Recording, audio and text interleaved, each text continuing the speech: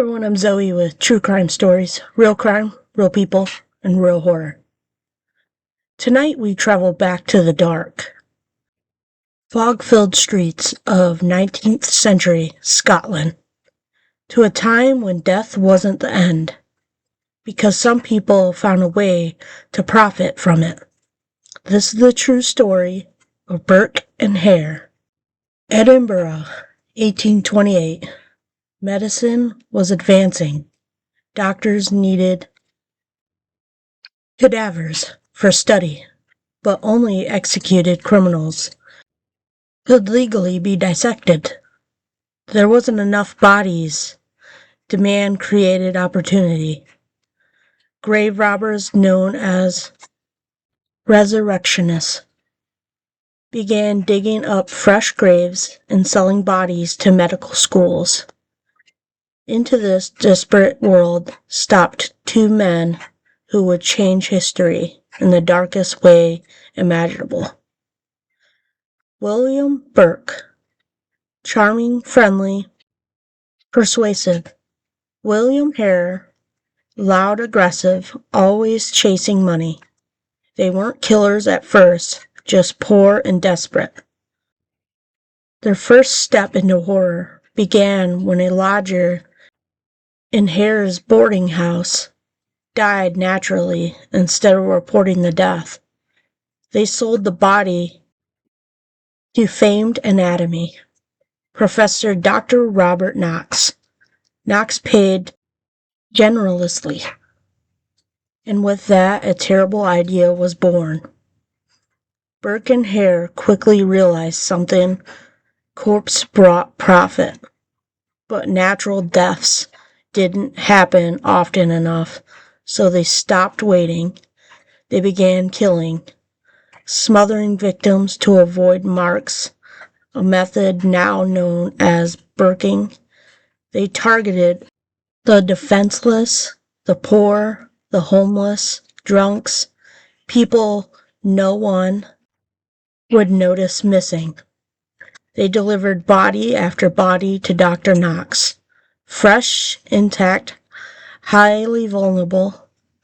People began disappearing. Whispers spread.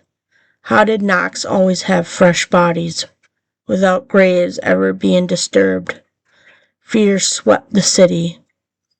Their final victim, Margaret Docherty, changed everything. Neighbors heard noises. People grew suspicious. Police searched Burke's home and found the body. Burke and Hare were arrested. Edinburgh braced itself for the truth. When the news broke, Edinburgh exploded with anger and fear. The idea that the ordinary people had been murdered and sold like merchandise shocked the world. Did Dr. Robert Knox know? Legally, no proof ever showed he ordered killings. Morally, he accepted suspiciously fresh bodies, paid well and never questioned. Burke and Hare, the public turned on him. Though never charged, he lost everything. His career, his reputation, and faded into obscurity. Authorities needed proof. Hare made his move first. He betrayed Burke, confessing everything in exchange for immunity. Hare walked free, Burke did not. Burke's trial was the event of the century. Thousands gathered. When sentenced to death, the crowd erupted in approval. But the most chilling part, the judge ordered Burke's body to be dissected publicly. Burke was hanged January 1829. His body was dissected before medical students. His skeleton is still displayed in Edinburgh today. His skin was bound into a book, a haunting symbol of karma. Burke and Hare didn't just horrify the world, they changed it.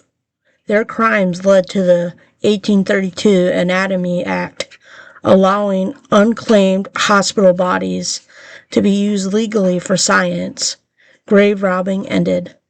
Another Burke and Hare could never have happened again.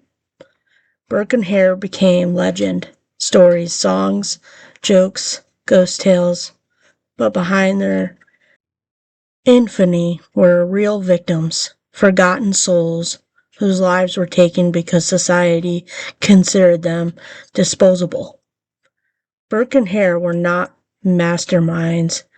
They were desperate men in a broken system that valued corpse more than lives. And in the end, that darkness, monsters were born.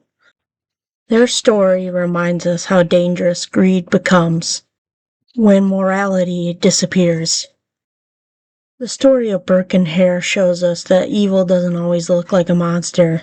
Sometimes it looks like an ordinary man, living ordinary lives, hiding in darkness.